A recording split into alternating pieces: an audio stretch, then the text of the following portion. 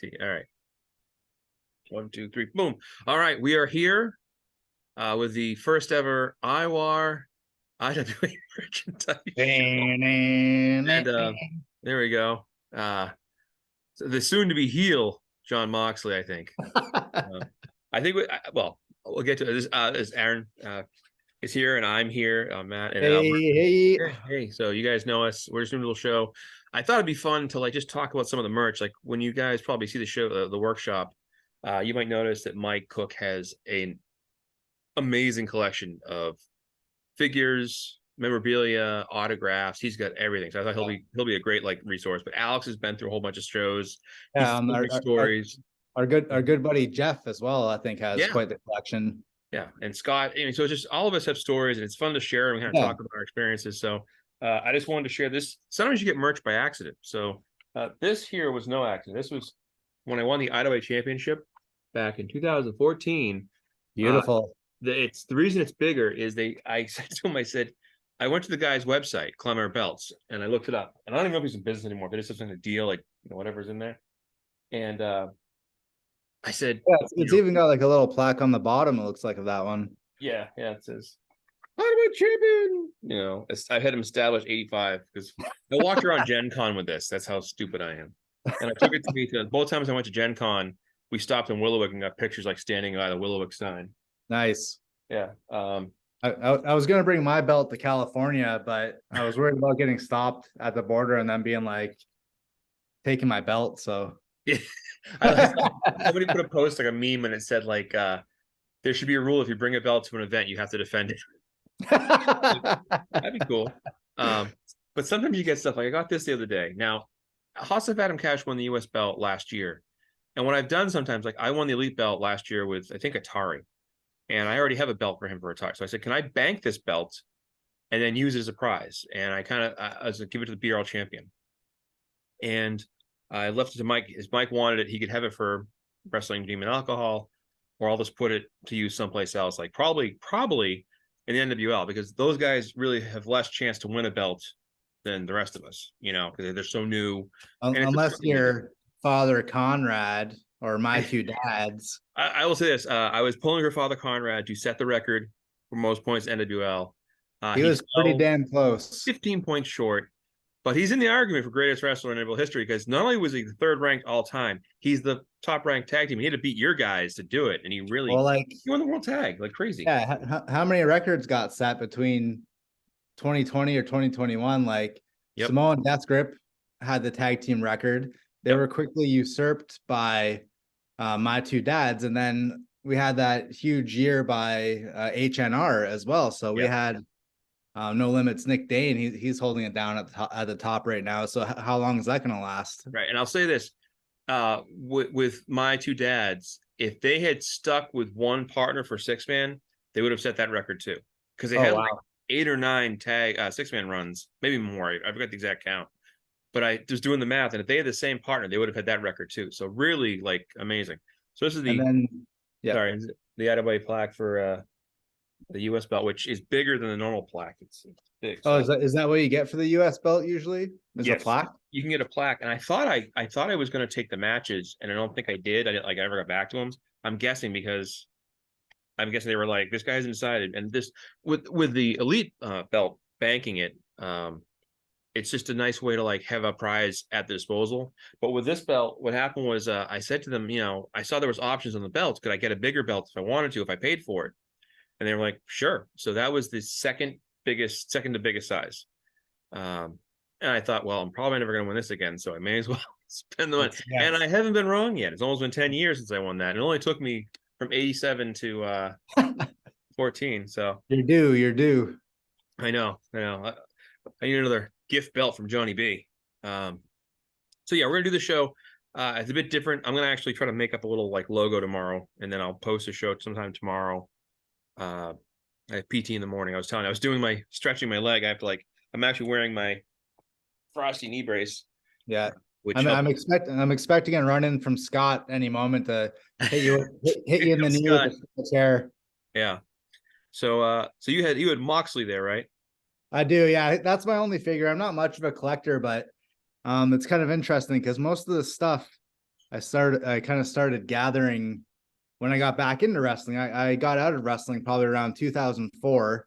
Mm-hmm. And like, I don't know, I think I kind of fell out of love with it. But then, yeah, probably in 2020 when the pandemic hit, like this, I think this has become kind of a classic story. All the sports were shut down, and I was just like, man, I should check out some old school wrestling. And then it kind of instantly reignited my love. So most of these items that I have, kind of I've collected in the last couple of years as I kind of reignited my love of wrestling. Yeah, you joined that away, and that was it. Yeah, I was hooked. Yeah, Yeah, it's amazing how many people who played that way are no longer wrestling fans that still play, versus those that are coming back and like, oh, I kind of got back into it. yeah. I think I got an email recently from a new player in the NWL, and that was the first instance I've heard in quite a while of someone who's never played the IWA. And they said in their email that they were looking for a play by mail game, whether they meant like an EFED or what have you. I'm not sure, but yeah, they're running a couple of really solid wrestlers in the NWL right now, and but yeah, I found that kind of interesting. I'll interject this just in case anyone's watching this who was like, oh, I saw wrestling merchandise. Uh, we play a game called playiwa.com. So if you go playiwa.com, you take it to the website, and we're part of a group called the IWAR Network, which is sort of a bunch of leagues that work together.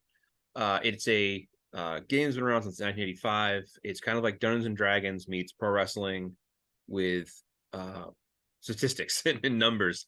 A lot of kind of guessing and estimating your numbers and holds, and sometimes you pick the right ones, you do really well, and other times you don't. But it's like you said, like the players that play before often come back, and when we have a new player out of the blue, it's like, wow, all right, great. Yeah, It was I actually just I did a thing called State of the IWA, and I was like, kind of I broke down 3 major areas we need to work on in the game, and one of the big ones was getting new players in who are not former players, who are new to the game. And I ever had a conversation one time with Jamie Davis, and we were talking about wrestling. This is like 2015, 16, and we were talking about how we're going to buy the IWA. Didn't quite happen. But we had this we were talking about, and we were saying how wrestling kind of goes in waves. It gets really popular, late, mid 80s, then it dips and it gets really popular again, then it dips down. yeah, And now you get multiple wrestling companies. And this shirt here is the Jay White New Japan Black Lives Matter shirt. It's in the style of the Bullet Club. But I liked it. I'm a BLM guy, and if you ever saw my Blood Money logo, it looks a lot like that because I'm a nerd. Anyways, yeah. so I fil like I missed out on like when Bullet Club first came along. When was that? Like 2013, 20? about that, yeah, because it was what's his name, Prince Deadpool, Yeah, Finn Balor, yeah, uh, yeah, at the time, and then it kind of morphed. And what I liked about Balor, what I liked about Bullet Club was they kept it kind of consistent with just leadership changed, and leadership kind of took it in a little bit newer direction, like a bigger deal. And I know right. now I think it's Finley taking over. Yeah, I'm not as good with NGP as I used to be, but yeah. David Finley right now, and yeah, I'm not sure. I mean, it sounded like it was a pretty huge deal when it first came about, and then AJ Styles took over, which he was just coming over from a pretty hot run in TNA, and he won the IWGP Championship. yeah. But yeah, I wonder what direction they're going to go. It seems like they have a couple of good young guys. Like I think Chris Bay is in there, Oh, is he there now? Okay. and Ace Austin as well. But yeah, I'm not too sure what direction they're going to go in with that. Yeah, I think it would be interesting if you had um the Forbidden Door kind of play to that, or like take a Yeah, walk down that way. And yeah. Well, they had Juice Robinson sneak attack Ricky Starks. yeah, Well, I think that was last week, was it? yeah, I think so. That the week before, but recently, yeah. And that's kind of led to speculation with Jay White possibly coming into AEW. And then Hey, yeah, I guess that could lead to some sort of showdown at Forbidden Door. it would be interesting because I guess one of the shows recently, after the show that was like after camera stopped, Cody did the Too Sweet with the club guys, and there's just so many Bullet Club guys floating around now. It's kind of like Right. the alumni. So you could What's happened with AJ and the Good Brothers? I don't keep up with WWE as much. I feel like I haven't AJ seen them.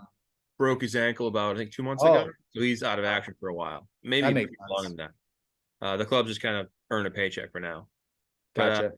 what you run a trip recently, so one of the things about merch is you go to shows to get merch. If you go to a Yeah. local show, a lot of indie guys. I remember I went to an indie show once, and Ox Baker was there, just sitting in the back with a table with like pictures and like a shirt.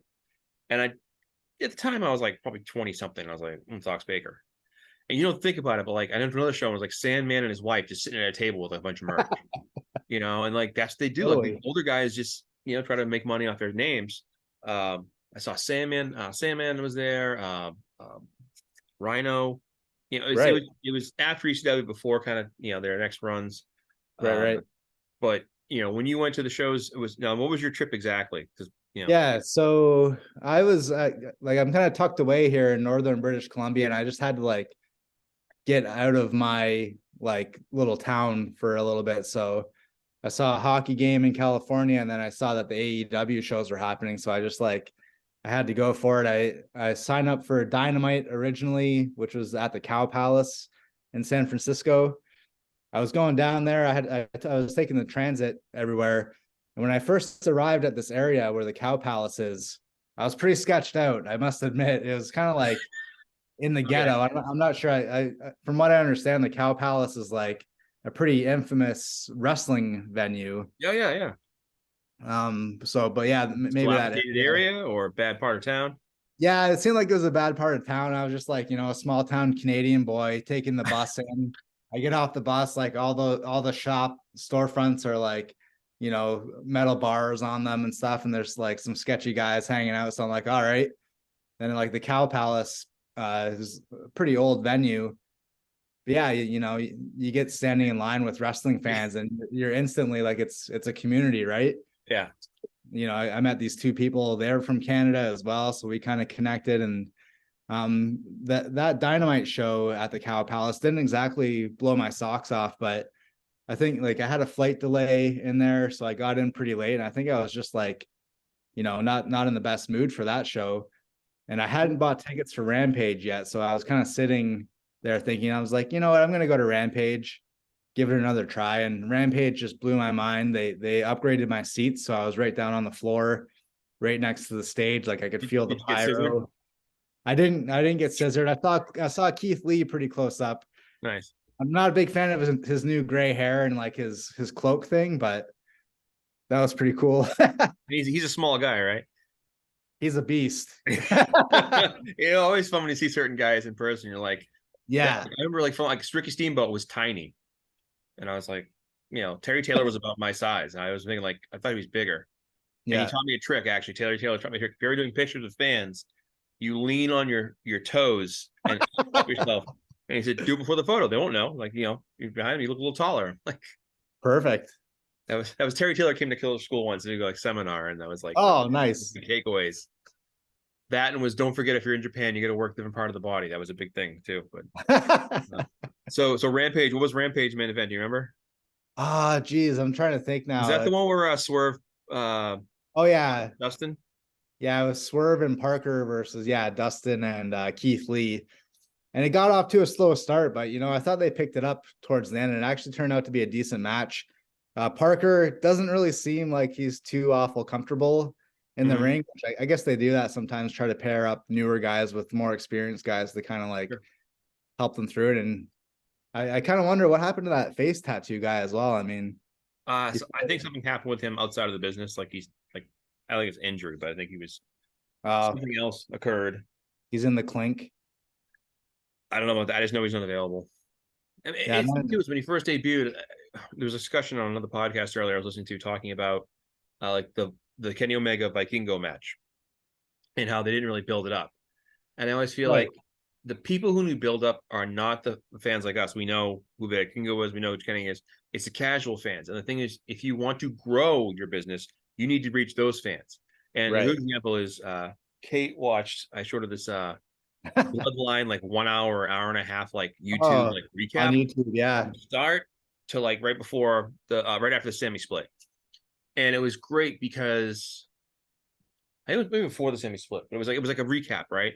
So when we were watching it, you were engrossed, you know. And I think that's the thing too, is like I always use the example of the Hogan Savage storyline of like him and teaming up and then splitting and made the Right. great main event.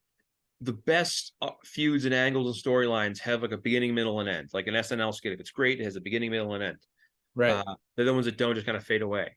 And I always feel like with certain matchups, if I just like turn the TV and it's like our next, like if they had a mystery competitor, they made it out to be like you're not going to know who's going to show up. That's a different story because that's more crazy. They're like Kenny Omega's going to fight one-on-one with someone, and you won't know until you tune in at 9 o'clock in the middle of Dynamite. Guess what I'm doing? Making sure I don't miss Dynamite at 9 o'clock or 8 o'clock, right? And that would be a good way to bring people in because I always think to myself, like I'm always kind of thinking in my head, like who's out there is not being used. Like I know Miro is sitting somewhere out there, but but like anyway, so you saw the show Rampage, and then what did you do? Then I saw Revolution on the Sunday, which that was the show that I went to go see Revolution, and I went to go see the hockey game for the most part, and then Dynamite and Rampage I kind of threw in there as well, as I was heading down there. But yeah, Revolution was totally mind blowing. I found the Chase Center where the Golden State Warriors play. It's a massive arena, so it makes sense that it wasn't as easy to navigate as the Cow Palace. Like the Cow Palace just had this old school, like, it's an old barn basically kind of vibe, and you could like find your seat super easily. Not a bad seat in the house. Even like for Dynamite, I sat a bit further back, and those seats were still not too bad. But for Revolution, it was at the Chase Center, and I thought I'd be in the nosebleeds, but even those seats weren't too awful bad, and just that show itself was jam-packed. People really loved the Lucha Brothers in particular. Seeing MJF's entrance, like I thought I saw some people kind of like knocking that entrance, but I thought it was great. It like it totally set the tone. And then that Iron match too was mind-blowing. That card front to back I thought was pretty packed. That was a very good card with a lot of good matches, and I think it's a good sign of like when you have multiple, like, what's your favorite match? You're like, well, it's a good moment. The last show I saw live was AEW, and it was in Boston, and I was thinking about it, and that was the main event was FTR defending the tag belts against the Young Bucks, and also the Hardys against, I think it was Butcher and Blade in a tables match. Oh yeah, you have to dive at the top of a ladder through a table. And I thought he was going to die. But what stood out to me most was the guy behind me. The seats were terrible. I mean, well, I didn't say terrible. When we were like, if you looked right down, the entrance was right here. Right. It was cool. And then we hit the little side entrance and they walk off so you could see him walking by. But we were about second to last row. The guy behind me, this stands up, was obsessed with hating Jade Cargill. I mean, like, scream, and he had kids with him. And he's just screaming. And they spoke to him because it was like, dude, like, you need to go see a therapist. Like, whatever. It's not her, unless he was like, I dated you in high school. Like, oh my God, like whatever. But like, that wasn't the case. But it was a good show. But one thing I'll bring it back to our merch theme. Oh, that was also the show that Layla Hirsch tore ACL up. That was the first night. We were in line at the merch table. I turned so you could see it on a screen, like kind of like a big screen you could watch. Yeah. And she did this move and was like, oh, she just tore her ACL. I was like, sure, she But the merch table, just swamped. Yeah. And I bought a AEW established shirt, and I forget what else I bought. But like when you get up there, half the battle is getting to the table, the front to the holder, and then it's what's left. Oh, it was a beer cozy and a towel. Right. Like I went to the New Japan show in Lowell, Mass. I bought one of my favorite items. It's in my closet. Is the New Japan, like the short towel like this, and it said like established 72. I was born in 72, so it's like, hey, whatever. But you didn't buy the Tomohiro Ishii swim shorts? No, I didn't. You know what's funny? He walked by me. That dude's like up to here. I'm 5'11", and I was like, oh my God. Nada is well my height, but he had the blonde hair. He just changed his hair color to like black if you didn't notice. But Ishii was so short. I'm a big Ishii fan. I love the Stone Pitbull. That show was great because one thing I noticed about the show and like going to live shows, for a long time, like WWE shows, I never noticed as much. I noticed it more in indie shows is the interaction with the fans. Like the Gods of Destiny, Girls of Destiny, they were so interactive with the fans. He was giving fans right. But the merch table was cool, and they also could go up and like I tried to find a Yano stuff because I'm a big Yano fan, and I know Seth Brubaker is, so I was going to try to buy something and send it to him because I know we have a running Yano gag. But it's just the pricing too. Like you go up. I don't know how it was over there, but I want to say a shirt was like $30. Yeah, well, that Right? in Canadian is like 80. So Really? no, it's Oh, about I was that. gonna say, It yeah. would be like about $50 Canadian, right? But then, by the time I had a couple of beers, they charge you like $14 for a beer, and yeah, even that in Canadian is It was crazy. But 14th for a beer at the Revolution well, pay-per-view. at the Cow Palace, it was 10. But even then, it's like you get a tall boy basically for $10, which is pretty outrageous. Now And then I don't drink. So is like one beer enough to give you a buzz, or you're Canadian, so you're like, eh. yeah, I wasn't looking to get hammered, especially like hanging out in the ghetto of San Francisco. But I had a beer here and a beer there, but it was at the Chase Center. It was like $14 for a beer. What was it for a hot dog? Did you get a hot dog or like anything to eat? Yeah, it was like that. The food wasn't too bad. It was probably like $6 for a hot dog, but I mean, even that's like, a little steep. But I think arenas are just going in that direction these days. Yeah, it's like Fenway Parks that where like I think a Fenway Frank, I want to say it's like $6 or $5, 5.75. They always do it to you. Like the vendors will be like, oh, hot dogs, hot dogs. Like, $5, 5.75. 75 cents on me, or I know. 5.25. I remember for a long time, a friend of mine has Reslo tickets to like the Booney seats, like the 10 game plan. And so you go to 10 games a year, which is not that expensive overall because the prices are Right. like face value. So it's like 25, $30 for a ticket, whatever. But we used to get chicken fingers and French fries, and it used to be $4.50. And we were like, oh, it's great. And you got like 3 chicken fingers and like a basket of fries. It's now like $8, and you get 2 chicken fingers and maybe like some fries. And we're like, man, The Red Sox best, are like making money hand over fist, and they like, whatever. one of the best scores I had, was probably in my early 20s. I went to a Stag and Doe, and I won Blue What is a Jays. stag and doe? Stag and Doe, I guess, is like a party before a couple gets married. Okay, so like bachelorette, bachelor. Yeah, Okay. exactly. I guess we call it a Stag and Doe here. It's like it's both the people in the couple, and they're just like trying to raise some money. They usually like raffle prizes and stuff like that to, fund their wedding or whatever. Sure. But I won 4 Blue Jays tickets, and at the time they had an all you can eat eating section, and the tickets were for that section. So I went with my dad, my brother, and one of my friends, and we were just like nachos, hot dogs, anything you want. Oh, that's all That you was get. You probably ate like that was 500 worth of awesome. food. That's great. I went The to Blue Jays were the Blue what's Jays that? were terrible at the time, but the free food was worth it. I went to a Red Sox Toronto game years ago on a road trip with friends, and I didn't realize in my head, I always thought Toronto and Buffalo were like neighbors, and it's like, no, Right. you can hit Buffalo, then hook around and drive like 2 or 3 hours, whatever it was. And I was like, I That's should true. the ferry. Yeah. Where I grew up in Hamilton, Ontario, is a bit closer to Buffalo, but even that's like an hour or two, I think. Was that where Quebec Nordiques played? No, that Did was you? in Quebec. Oh, it was in Quebec. Okay, I don't know. Like, I just remember the Nordiques. And I'm like, well, were they? Yeah, Were they saying they are? Or? yeah, that's pretty close to Montreal. That'd be like around 8 hours to the east of Toronto. 8 hours. I went to school in Western New York, and it was like an 8 hour drive exactly back and forth. So I would sneak home. All right, so you had a good time. So Yeah. other performances, who do you think surprised you the most though, performance wise? Oh, geez, let me think. I mean, they had a Jack Cartwheel on. I think that's his name. Yep. He must be like a local guy from California or something, but he got over. I think he was on Dark.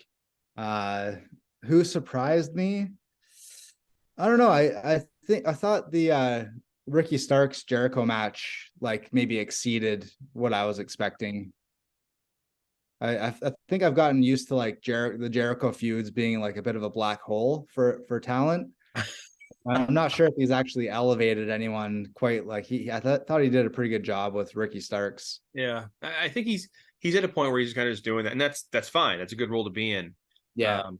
I, the whole Will Hobbs QT Marshall thing kind of surprised me. I mean, the little skit they did wasn't that bad, but I was like, I'm happy for Hobbs. Yeah, and then they worked that angle where Wardlow had his belt stolen. Like they made that look legit. Like he Oh had yeah, his car broken into, and it didn't even really occur to me that it could have been a work, but I thought they played that pretty well. Yeah, I if you guess ever it's gonna watch be like a TMZ kind of thing. right, yeah, Is the that what they're TMZ doing? thing. I was like, that's cool, whatever. Yeah, Yeah, I'm kind of into it actually. there's there's there's so many people on the roster, and I always feel there's like so much that's like people aren't like, I'm not just the Miros of the world, but like a lot of the guys that don't get as much time. And Right. I thought that whole thing with the next challenger for MJF was the whole four pillars is a good way to go because it gives them all exposure. It'll be a fun match to watch, I'm sure. Um, but I feel like they don't do enough. Like I'd love to see more vignettes or more little bits. Like I'm a big BTE fan, and I watched it the other day, and it was a good episode. But they have a lot of like long-term storylines play out, and Right. I like that. Like, and again, going back to like Bloodline, it's like that's been paying off for like years. You know, like Right. 4 or 5 years now, and that's fine. You know, but it's I always feel like a lot of places are always so afraid. Like, well, we won't have the audience next week. Well, then the people that are still watching will still be there. You know. Yeah, that was a good point you made about the Vikingo thing. But the casual fan, they're probably just like, oh, like just Who's looks this like guy with a weird outfit? some dude. Yeah, but like wrestling fans have been seeing the clips and like, there's been a bit of a buzz about this, and they were supposed to have a match in 2021. But yeah, that'll be a good match. But yeah, I think you're right. That would have been cool if they like hyped it up a bit more. When I lived in Woburn, Mass, I got like all these Mexican stations, and I'd watch like CMLL and AAA. Oh, And nice. AAA was awesome because there was just so many good wrestlers. And what they did is they subtitled some of the stuff sometimes, but it was when Americans spoke, they'd subtitle in Spanish. Like Jack Evans would give an interview and be like, "I'm gonna kick your ass," like more whatever. But are you thinking of your next show? What's your Yeah, it actually I can't I was like researching. There was another indie show the Saturday night that I was in San Francisco, but I kind of like I ran out of steam a little bit for that particular show, so I didn't go to it. I think Alan Angles was going to be there and like a couple other names I kind of recognized, but there's actually a promotion in Washington State which is like decently close to me. It's probably like Seattle is like a 5-hour drive from where I am, but there's a promotion called Defy Wrestling that I was thinking about checking out. I think Swerve is their champion right now, so that might be kind of cool to check out someday. Yeah, it's one of my coworkers. I'm out right now. I have my knee replaced, so I've been out of work for on leave, whatever. And one of the guys I work with got divorced, so when he has the kids, he wants to do fun things. So he's like, "Hey, man, you know the wrestling scene local?" So I gave him some sites and like some places to go. And there is local wrestling, and local wrestling really is a fun show. It really is. It's gonna cost you like $8 to $20 depending where you're going. Totally. And like you're gonna be like Scott always would say, "Wow, come on down, soda and hot dog, $5." Like you know, um, there's this local talent. But I remember I went to a show. There's a guy called something Casanova up here, and he's like getting a Matt Taven was on a show. I saw Matt Taven in a cage match, and they did like a superplex off the top of the cage. And this was like at a high school gymnasium, or not. That sounds awesome. Not even a high school gymnasium, like a middle school gymnasium. But it's where you see these guys, and what's fun too is you see some people who, like the veterans, who can really work with the crowd. So it's fun to watch that. Like I like the Orange Cassidy Jeff Jarrett match the other day was really well done. That was actually, that was a good match. It was unexpected. There was some twists and turns. I kept thinking like, they didn't give him the belt. Some people were saying that Jarrett was going to win the title, which I'm not sure if that would have been a good way to go, but I think they did it pretty well. Yeah. And there's actually a promotion in Vancouver near where I live called NEW, New Extreme Wrestling, I think it's called. And they were supposed to have Minoru Suzuki come for a show, but they've toned down promoting it, and I think maybe it didn't work out. So I don't think he's going to be wrestling. But I think what's the female wrestler who always gives the middle finger? Oh, Maka Ito. Yeah, Maki Ito. Yeah, she's supposed to be there. They were supposed to do a tag team match, but I don't think he can make it now. So that decreases my interest a little bit, but it still might be kind of fun to check out. I'm a big fan of hers. I just love the whole like headbutt to the side. Yeah, I think she's so awesome. Stupid. Yeah, when she comes in singing like terribly. I fell down a weird YouTube hole one day, and I was like looking into her, and I didn't realize she like does like some risque like risque, like scantily clad. I'm like, but then it was like, and here's Hikaru Shida on a stripper pole in her apartment. I'm like, what is going on? And she's in a bathtub. I'm like, what is this? It was just like, oh my, and like Io Shirai, however you say her name, like, and she Right. and it's like super like scantily. I'm like, I mean, great, you know, good for you, but just like did not see that coming at all. And like, what's her name? Yeah, yeah. They don't really play that up on television, I guess. Yeah, it's like Sheeta is like an awesome, like her YouTube channel is awesome, but it's just so random. But that's kind of fun. I will say that Alex likes to talk about how the internet part of it, the YouTube video part of it is kind of hit or miss, because in some ways, like BTE, you see behind the stages, and it's like you see the goofiness and the stupid stuff. Right. But they also use it sometimes to kind of sell storylines. So it's kind of that, you know, hit or miss. Right. Now, do you have any particular, like you have your shirt, your Orange Cassidy Yeah, shirt? well, I got this. This is Orange Cassidy. I wore that to San Francisco. My brother got that for me. And I've got this one really cool shirt too. I signed up for New Japan World a couple years ago, and they sent me this T-shirt for free. And Oh, it's nice. John Moxley and Kenta. The Go to Sleep Club, nice. Yeah, U.S. title match. I love how absolutely bitter Kent is about that move. Nice, that's a cool shirt.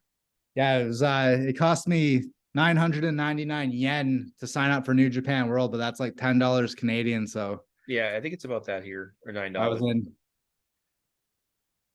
Is that the only streaming service you have? That is, yeah. And I like Alex will talk about like the Ring of Honor stream for a while, or the R. Right. And, for a while it was funny because like what back like 2000, like 16, 17, 18, like Seth and Tom, and you know, we'd talk about, you know, and Derek, we talk about like New Japan and everything else. So it really influenced me, and like some of my writing. Like I did promos for a while where I liked to write promos where it was like I love the like the table post match thing, or like that like, Yeah. energy of like just after a match cut a promo because you're still in that mindset. Yeah, me too. Yeah, it's a fun way to like see a guy kind of carry a character. I had an acting. I was a theater major, and one of our professors always said about like our rehearsals is that like he would say to us, "Okay, like learn your character," and then he would give us scenarios and say, like, "You guys are at the supermarket and they're out of hand. As your character." And I've always felt that if you know your character, any scenario you give that person, they can respond to it in character, and that, you know, Yeah. shows. Same thing with wrestlers. Whenever, like, you know, like I know he's shelved right now, but Luchasaurus, you know, like, or whatever. Although I will say this, my prediction is that Jungle Boy will eventually cut his hair and become Gentleman Jack Perry and be a complete dapper, overdressed a-hole. Oh, interesting. Yeah. Yeah, there's some sort of slow burn going on there, and I haven't quite figured it out. But and sometimes I'm like, oh, they're not like doing this right. But I think there's something else going on that you just have to wait and see what's going to happen with that one. I always feel that, and I know there's things behind the scenes we don't know about, and that's fine. Like the whole thing with CM Punk. But I feel like for the most part, they're not thinking to themselves, how can we just like waste money on wrestlers, you know? Of course. And I know like you know, some guys will come back to WWE, but kind of a similar way, like when they just bring people back with no, you know, like, oh my God, it's Bronson Reed. Well, where the hell's he been? You know, like I Totally. think if you had that thing where that you never know who's going to show up Wednesday night or Friday. I mean, make it part of Rampage, like open challenge, and have it be not just like the other night when they had Jade Cargill was like some Canadian local person. Like, I mean, Right. good for her, but like, I don't know who she is. You didn't give me any background on her. Like, if you Yeah, give me a name, that open challenge kind of fell flat, and I guess they were trying to pave the way for Taya Valkyrie to come in, but it was like, oh yeah, open challenge. It could be anyone, like Trish Stratus maybe. And it's yeah, I can't even remember the girl's name, but yeah, I just feel there's only so many match. names that move the needle. Yeah. So it is Gold Tuesday, by the way, or it was. It's gold. I guess it's less gold than Wednesday. Yeah, there's some big results coming down the pipeline. It sounds like, well, most of them are already out, but yeah, the BRL in particular has got a pretty big card that's going to be in the next bulletin. yeah. So there'll be lots of writing to be done. I was already talking to some people about writing portions of it, and I'm trying to keep it both engaging and moving, but not too big. Because I always feel if we write too big a profile or too big a match, like Yeah. Alex and I was the example of the 14-page match write up that Alex was like, all right. Yeah. I never read the whole short and sweet is better, I think. Yeah. Brevity. I think you mentioned before as well, like if they're nice and short, it maybe entices other people to read it instead of like some guys just go and read their own match. But Right. it's nice if like, the matches can bring everyone into the fold, and if it's short enough for people to get through fairly quickly, then I think that's a bit more appealing. Yeah, I rather already like the BWL Pro pay-per-view I wrote up. It's down now. It's gone, but I try to keep it like a paragraph, and some had bigger because they had more going on, but that's here and there. But we're about out of time, so thank you for doing our first. Here's my timer.